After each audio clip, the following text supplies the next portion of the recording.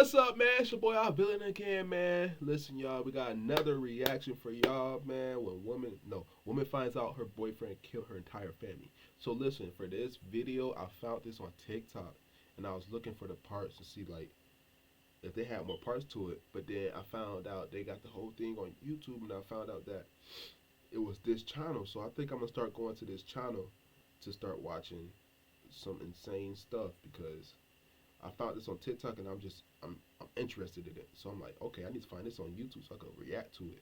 So it's a 35-minute video. This is probably gonna be one of my longest videos. You know what I'm saying? Just watch it through with me. It's a great. It's I'm not gonna say it's a great video. It's a great video, but it's very interesting. Like very interesting. So watch this through with me, man, and we're finna find out why her boyfriend did this, because this is insane. This is like a sad video too. So I haven't watched the full thing, only watched like probably the beginning of it, so we'll see how it goes.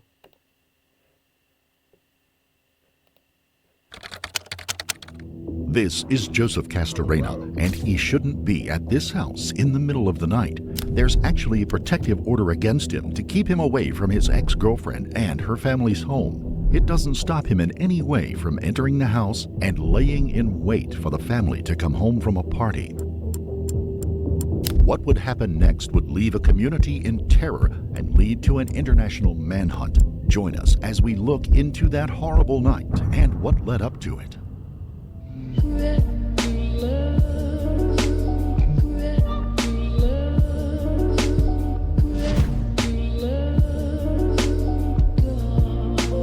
Deepest sympathies to the family and loved ones of the Serrano, Green, and Perez families. It's just after 2 a.m. on the day before Halloween when a call comes in to the Arapahoe County 911 Center. Huh? Oh my God. Huh? I said one of them birds and shit on your truck. Womp womp, nigga.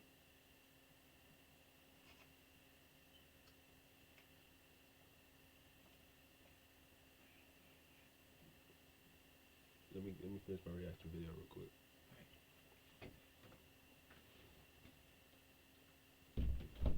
Shouts out to Jaden, y'all. A young woman named Jessica Serrano says that she's just come home to find her boyfriend's car keys and his jacket in her bedroom, and she fears that he is somewhere in the house. What is your first and last name? Jessica Serrano. Tell me exactly what happened, Jessica. My ex-boyfriend has a restraining order, and he's not supposed to be here around me with this house. And I just found his jacket here, his jeans, and his keys here. Okay. In my closet, hiding. Okay. And I believe he's in the house hiding somewhere.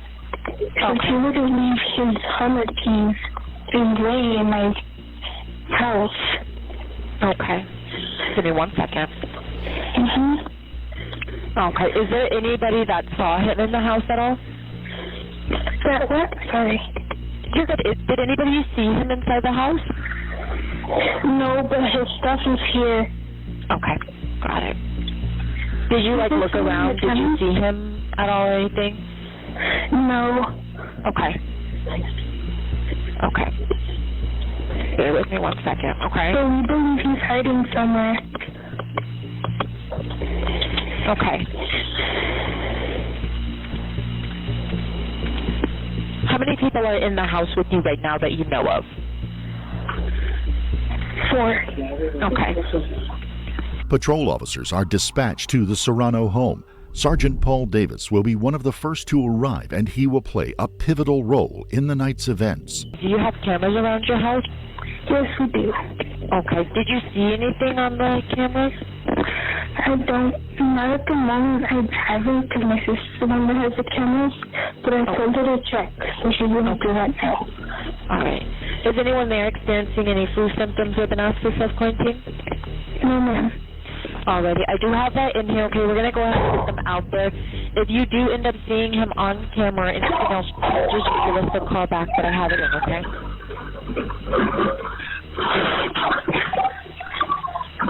What's going on, Jessica? Oh my God! There's shots fired at my house. Okay, what's going on? I don't know. I can't lost myself in the restroom. Help now! Stay on the phone with me. Help now! Stay on the phone with me. Stay on the phone, okay? Don't hang up. Do you know who shot at the house? No, we don't have to downstairs. Okay. Okay. How many shots did you hear? Four. Okay. Was that another one? Oh my God. Okay. Okay, stay on the phone. Stay away from the doors and the windows, okay? Okay, where is everybody else? I don't know. Okay, Jessica, take a deep breath. I have this in, okay? We're getting them out there. Just stay on the phone with me.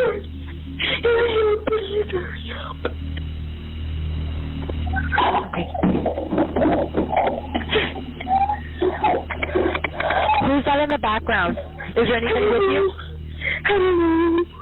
No one's with me right now. Okay. Do you know who's that yelling in the background? Okay.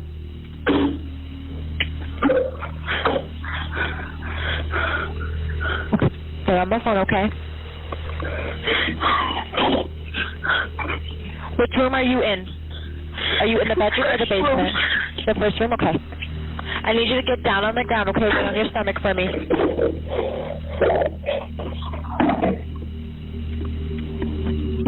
Officers and emergency responders have been alerted to the shots fired at the location. More personnel are swarming to the scene. They are just minutes away. Okay, I need you to say it a little bit louder if you can.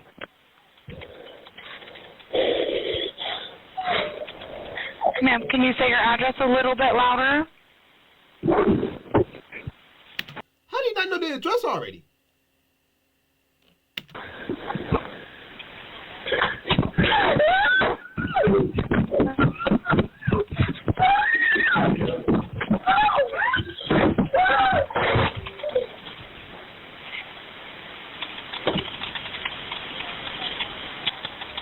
Hello?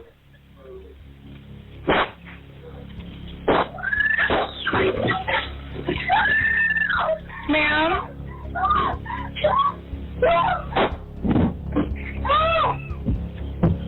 Ma'am, hello?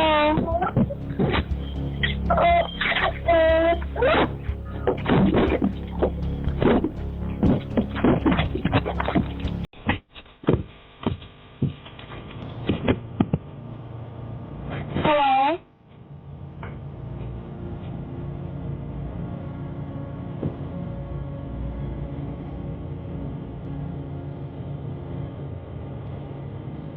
Hello? The massacre is coming into its final moments. Trapped in a bathroom, Jessica and Joseph will have their last confrontation. But would anyone survive?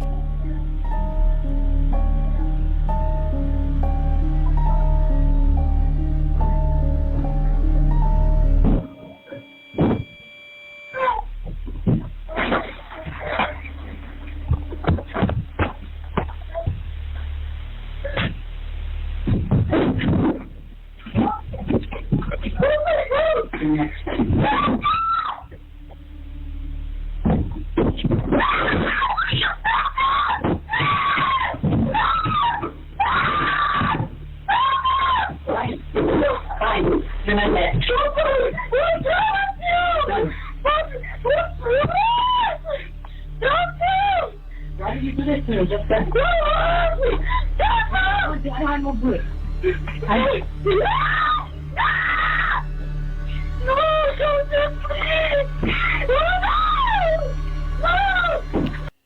Dang, he said he ain't got no more bullets, so that's the reason why she survived. What do you want to do? What do you want me to do? I can't. What you doing? Then come out and talk to me. Come on, talk to me. Now.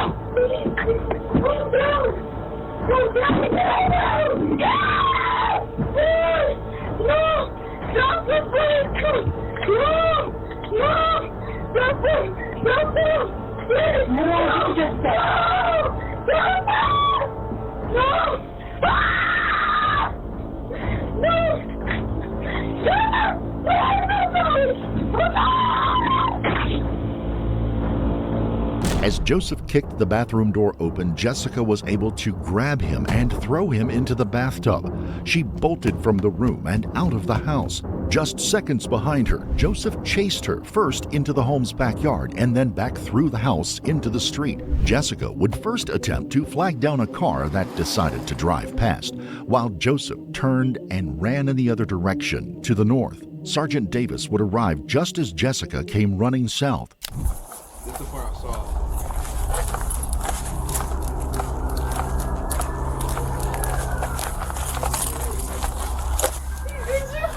Okay, come back here. All right, I'm in contact with female. What's wrong? He shot my family. What do you mean he shot your family? Stay right here.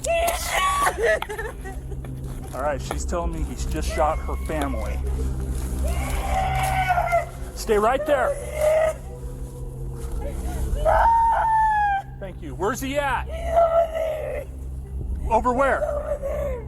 Where? He's running. He's running. She's saying he's running northbound. I'm trying to get more information.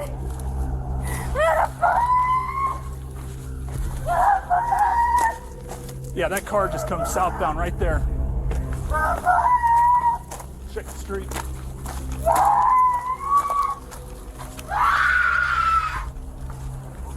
Inside is a nightmare scene. 3 members of the extended Serrano family lay dead. Jessica's twin sister, Maria Anna Green, lays dead from 2 gunshot wounds.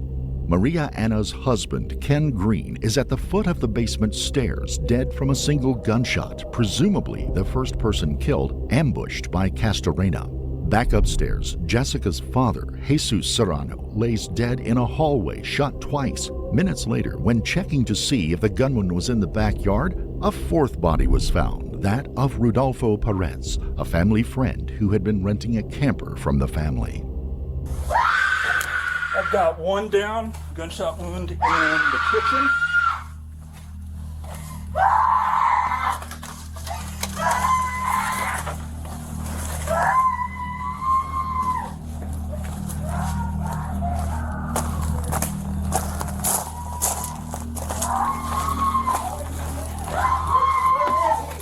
Get the female out of here. Get out of here. Ma'am, come on. You need to get out of here. Come on. Go out there. Go out the side. Dang, bro, that gotta be traumatizing. Your twin, you see your twin, your dad, your twin husband, all dead on the floor. That's insane, bro. That's insane. What did she do to make this dude so mad? Go outside. You stay outside. Come on.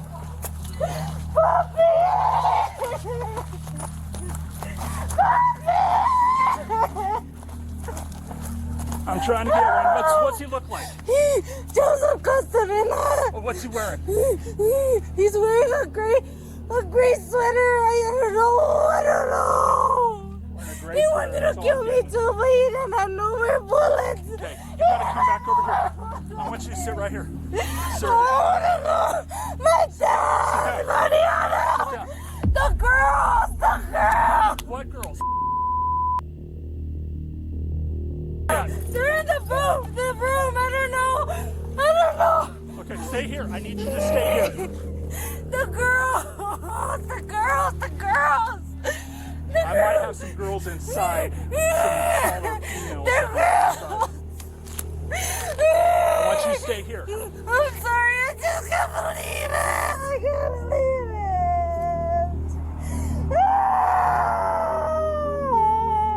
it. As other officers and EMTs arrive on the scene, Sergeant Davis leads Jessica back outside, away from the carnage, and to protect the crime scene. He tries to console her as best he can.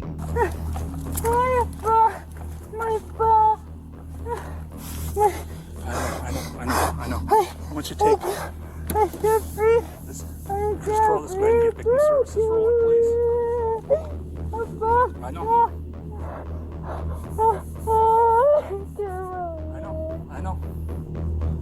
know.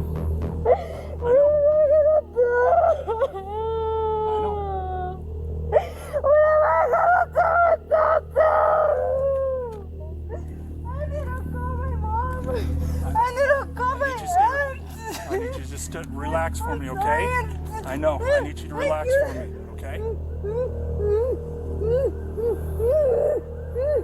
I was telling them to hurry up. I was telling her to hurry up. I know. It's hard to watch, man.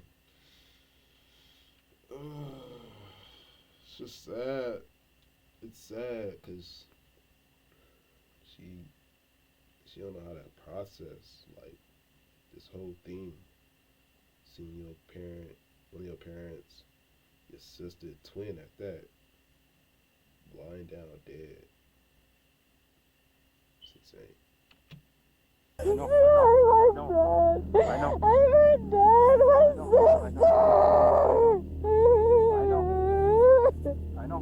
We always called you guys about him, always coming here, doing this and that. You guys don't arrest him. The dad and the mom always spells him out. It's always the same shit. What the? I just couldn't leave it. I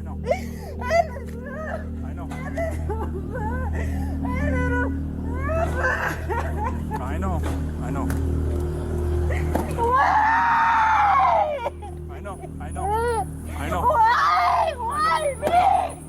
I know. Why?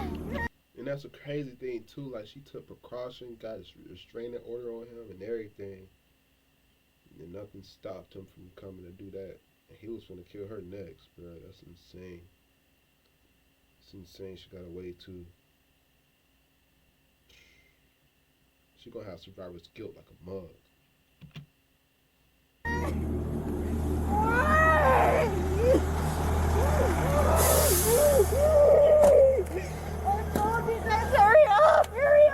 I know. You guys wouldn't listen to me. You guys wouldn't listen. Why? Once she is settled just a bit and others are able to assist her, Sergeant Davis leaves Jessica behind and re-enters the crime scene. He was the first on scene and one of the most senior officers there at the time, so he takes an active leadership role in the efforts.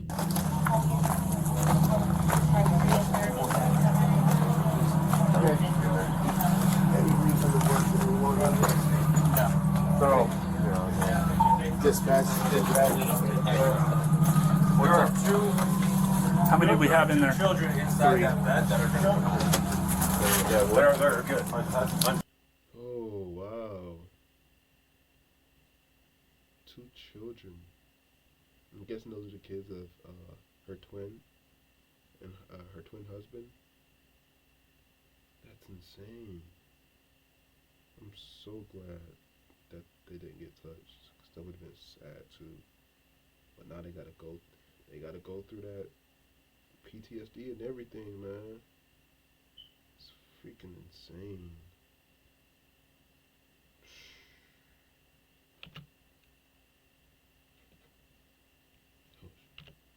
Kids don't need anything. I'm here, Sergeant. Mom of these 2 little ones? I think those are her sister's kids. Oh, there you are. Yeah, I think those are her sister's kids. So. Well, there's the sister. She's dead. So can we get those kids out? Yeah, we're gonna hold here. Yeah. We need to work on getting those kids out. That lady. We're gonna get them out a different way than Danielle and this. Charlie would take care of those 2 kids. Okay, we need to do it. Okay. Post haste. You want us to leave any stuff in there? Polly, have we, where we asked for our search? Have we done a backyard? We have not done a backyard. This is open. No, because she came in after I came in here, and I had to get her out of here. Okay. So I did not do a backyard search. How many fire do we have? If she takes those two, you're gonna go watch them. Grab a blanket from the structure. Is there any way to get them out of here without having them see? Let's wrap them up in blankets. We'll probably just go out this way, cover eyes and head. We'll take the children's. Right now, head to toe, they're okay. Yeah. So they're green. Okay. I'm grabbing a blanket. I'm gonna hold it. Okay. Will you both transport in yours? Yeah, I'm just gonna hold the blanket here. You're taking them to the hospital, right? Yes. Okay. The two young children and Jessica are taken to a local hospital for treatment. While none would show any physical wounds at the time, they were each undoubtedly traumatized by the event. Each would also be placed under protective custody in the hospitals as Joseph was still at large.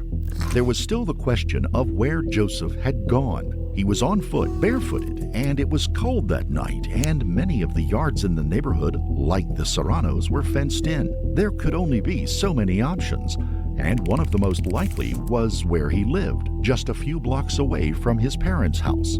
Police cordoned off the entire neighborhood, hopefully before Joseph had a chance to escape, and a group, including a canine handler, descended on the Castorena household. Sergeant Davis headed over to the Castorena house to lead the efforts.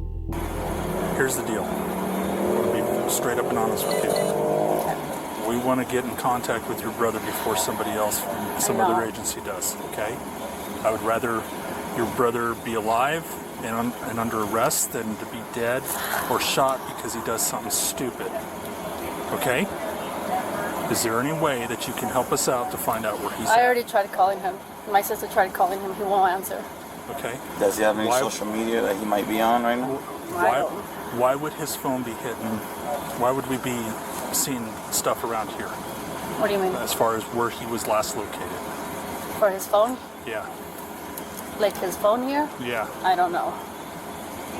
Is there is there anybody that he would be living or going to someone's house around here or anything like that? I don't know. I just got home. I noticed my dad and mom were gone. They were over here. I called them. That had happened with Joseph. Okay, so are you cold right now? Are you feeling, yes. Okay. Oh, I'm scared. I'm nervous. Okay. Don't be nervous around us. We're here to make sure that things are good. So there's nobody that's in danger inside your house. Okay. Just my mom, my sister. I seen them earlier before I left to work. Okay. What do you mean? And how was that contact? How was that? I just seen him walk out the door. That's it. Okay. Was he mad? Was he angry? No. Okay. I think he said something about a haircut. Okay. All right. So here's the deal. If you're cold, here's the deal. I don't want you going back in the house because I don't know if he's in there somewhere. All right. And obviously, I'm not going to arrest you or anything like that. I just don't want you going back in the house, and I'd like you to be compliant with us, okay? Because the situation is. Well, see, I've never been in a situation like this. I'm like, I don't have my dad. My dad's the one that usually, Well, I mean, my deal is preservation of life, right? So, if you come out, maybe we can have you call the other females that are in there and have them come out of the house if you would. Everybody that's in the house, everyone that's in the house. In the meantime, police have been getting ping results from Joseph's cell phone.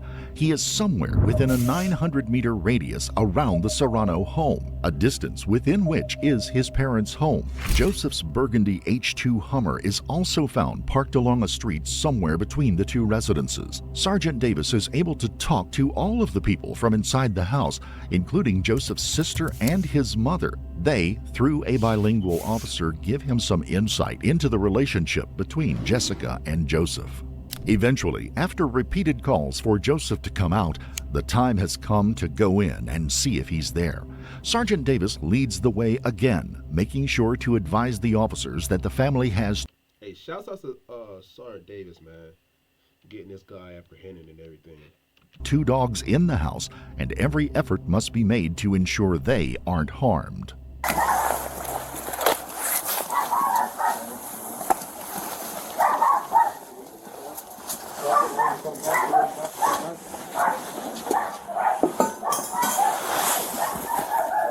Okay.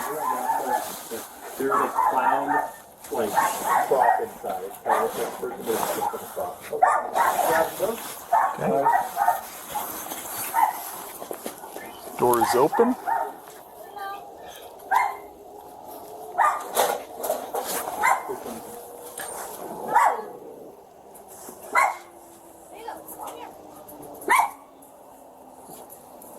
Come on.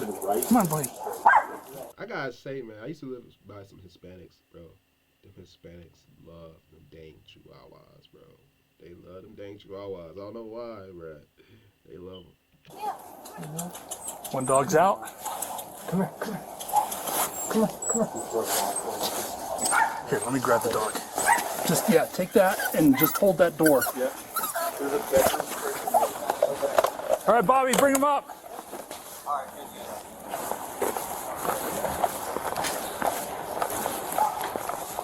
Stay right there, boys. Just hold that door. Got the other dog.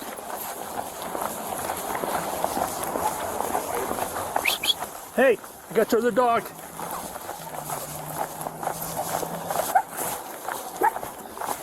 You're welcome.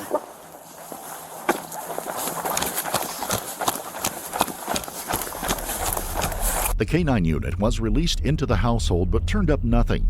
There was no sign that Joseph was home. Officers filed in behind the dog, searching room to room for the armed man. During the search, for one singular moment, we get a look at Sergeant Davis, his face reflected in a mirror.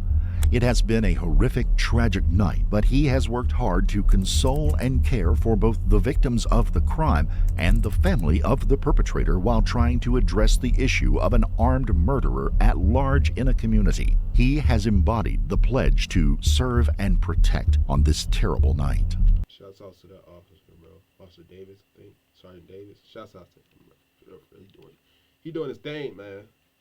Somehow Joseph made it out of the cordon. Throughout the early part of the incident, police in the area reported hearing a loud truck roaring around the cordoned-off neighborhoods, and gunshots rang out. Could someone have been attempting to provide a distraction to give Joseph a chance to slip out? Could he have had an accomplice? Could he still be in the area? His phone was still pinging in the 900-meter radius between the two houses. Joseph's phone was eventually found in the backyard of the Serrano home, apparently dropped or discarded at some point. Evidence also suggests that he had returned back through the house, hopped the rear fence of the property, and made his escape in that direction.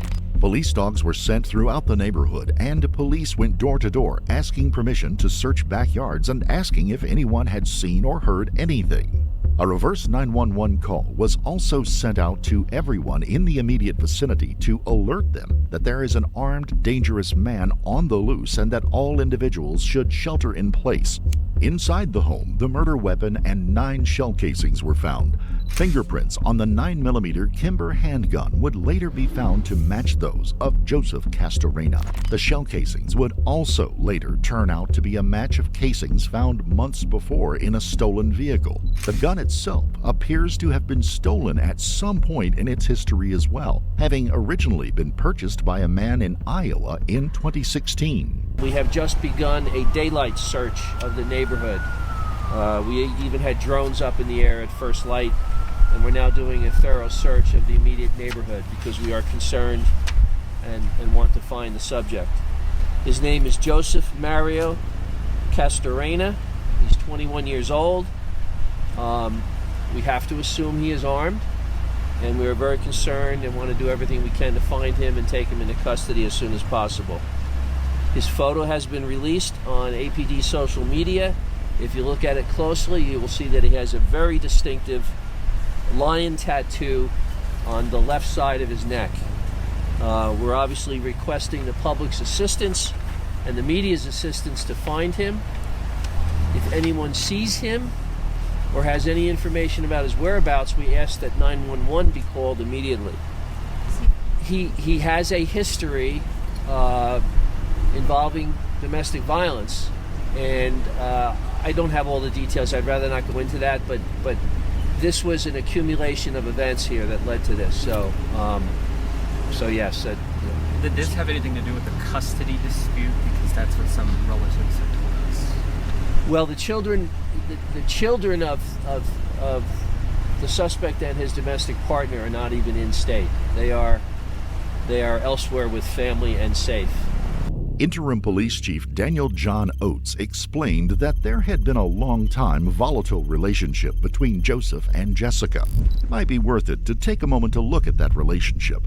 The couple, never married, shared 2 children together, and over the last 2 years before the event, their relationship had degraded into one of jealousy, anger, and breakups, followed by short-lived reconciliations. During this time, Joseph would often create Facebook accounts under false names and try to chat up Jessica. Jessica would agree to meet up with the new man, and Joseph would then announce that it was really him and proceeded to start the next round of fighting. Eventually, the fights would get so contentious that Child Protective Services would be called in for the sake of their shared children. Just a week before the killings, Jessica and her father Jesus had asked for and received an individual protective order against Joseph after he busted out her car windows, dragged her from the car, and held her at gunpoint in his vehicle for a period of time. Jessica's mother spoke with local news station Fox 31 in Denver about the relationship between Jessica and Joseph. This has been going on for 2 years already. And even the cops know that how many times I've called and my daughter has called. I'm trying to get answers. I haven't received any phone calls from anybody. I haven't heard from my daughters. I don't know anything about my granddaughters. I don't know why nobody has contacted me. The only thing I know is that I want justice, and I want everybody to please find Joseph Castrena. Reports state that the children shared by Joseph and Jessica had been removed by Child Protective Services just a day before the killings. Could this have been the triggering mechanism that ignited the situation? So where had Joseph gone? He headed north away from the scene of the crime, but could be headed south, much further south, perhaps to Texas, to grab his children.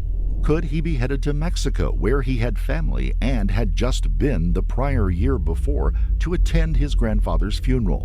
Both seemed like a long shot for a man who had not just left behind his vehicle, but also his shoes. Inside the Hummer was also found his wallet with his ID, debit card, and 2 credit cards.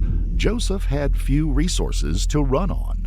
As news stories and word of mouth went through the Aurora and Denver metro areas, tips started coming in to the Aurora Police Department. One of the first and best leads was from a cousin of Joseph's named Joel. He told police that early in the morning of the killings, Joseph had knocked on his bedroom window asking for help. Joel said he knew something was wrong, and after seeing the man at the home's front door, he refused to let him in after being asked if he could stay there for a while.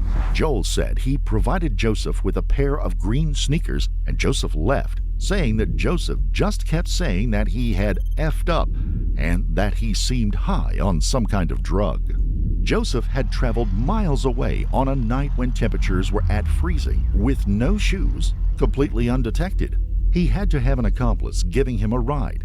The investigation turned to Joseph's 2 brothers. While his older brother had an alibi for that night, Joseph's younger brother, Juan Angel Castrena, was avoiding contact with the police. Eventually, he was brought in for questioning. Juan, as it turns out, had given Joseph not just a ride away from the crime area, but also to Jesus's house and then to neighboring Denver, where he passed the man off as his cousin, Carlos Flores. Juan would be arrested and charged with accessory after the fact with 4 murders. Dummy. FBI and other law enforcement officers would then descend on Flores's place of work after receiving a tip that the man had been talking about how his cousin had just killed 4 people. Flores was arrested and would tell investigators that he had attempted to pass Joseph off to other family members, but they wanted no part of it. He had finally dropped the man off in the middle of the night near a school with a couple of blankets and a handful of cash, whatever Juan had available at the time. He had no idea where Joseph was headed or how he would get there. Flores would also be charged with accessory after the fact for assisting in the getaway. It would be nearly a month and a half before the work between the FBI and Mexican Immigration Service and the federal police began turning up clues and putting together a trail for Joseph. Rumors placed him in Zacatecas State in the center north of Mexico.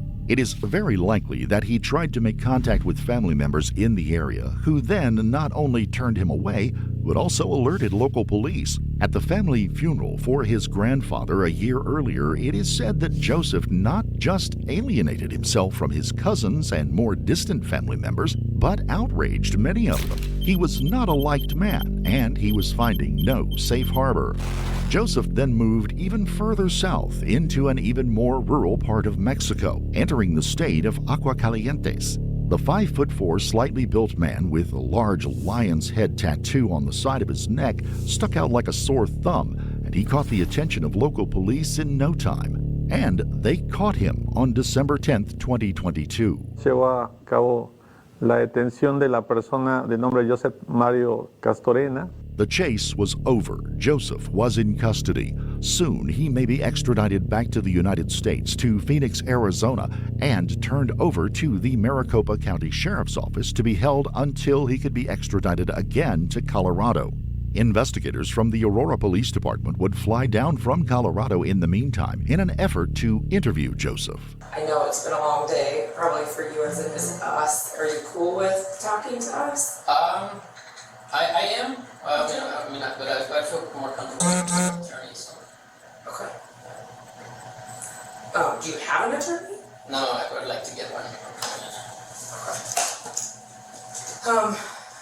Yeah, I get that. I'm trying to figure out. So right now you're here. You have a federal hold. The hold would be here to and go to Colorado, or how would that work? Yeah, I got back there. Yeah. So I don't know if you would, I don't honestly know really how that works. You have to get, I don't know if it's a federal attorney and then you'd be a state public defender. Okay. So, okay. Yeah, I mean, obviously we came from Colorado. I'd really like to hear, your side of the story. We've talked to quite a few of your family members. Yeah, man. So, from what I seen in the news, it's totally different. So, my side. Right. How things happen. Right, okay. And What? Bro, you're an idiot. I wanna... No. It's my understanding you already have been. Have been talking about what's going on. Somewhat. You just don't want to tell us, or what? Well, I would feel more comfortable with an attorney, to be honest. It's the way I'm feeling. Joseph would allege the Mexican police had treated him roughly, something the Colorado police guaranteed would not happen. You need to shoot you badly. Look what you just did. Well, yeah. I guess we were told that you were talking to the Mexican authorities. Not really. Not really, no. They're a little more brutal, so. Well, you're shaking like a leaf here. Yeah. You know nobody's going to beat the shit out of you in Phoenix, Arizona, so I don't know. What? I said nobody's going to beat you up here. Oh, no, I know. I was shooken up and just was passed out of there. I haven't slept, so. Honestly, just 2 hours sleep. I haven't slept since, let's say, Saturday that I woke up in the morning. I slept off, so. Yeah, the Mexican police did rough me up a little bit, so. They're not very nice. It's an understatement. Alright, well, like I said, nobody's going to beat you up here, so if you don't want to talk, that's kind of where we're at. It would take nearly 2 years before Joseph would come before a jury and be found guilty of 4 counts of first-degree murder and 1 count of attempted murder. In September of 2024, he would be sentenced to 4 life sentences for his crimes. 4 lives lost, 4 children's lives shattered irreparably, and 2 families broken by these events. It's easy to argue that the protective order that had been granted was as flimsy as the paper it was printed on. But the law in cases of domestic violence often leaves the hands of police officers and judges tied in these complicated and contentious cases.